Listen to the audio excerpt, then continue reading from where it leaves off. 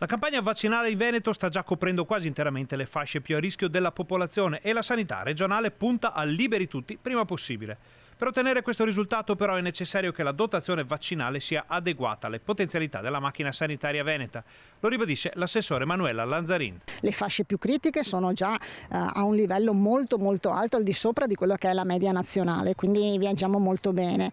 Vediamo che anche le fasce di età più giovani, i quarantenni e i cinquantenni, si stanno prenotando e siamo sicuri che anche le altre fasce, i trentenni e i ventenni, aderiranno in maniera massiccia. È chiaro che ci sarà a un certo punto un liberi tutti, l'ha detto e l'ha annunciato anche il generale Figliuolo. L'importante è che ci arrivano vaccini, perché noi la macchina organizzativa, i centri vaccinali sono al massimo, anzi possono fare molto di più, quindi possiamo arrivare a più di 44.000 vaccinazioni a somministrazioni al giorno. L'importante è avere vaccini. Data la disponibilità di vaccini, il Veneto potrà coprire in tempi molto rapidi una fascia della popolazione per garantire l'immunità di gregge.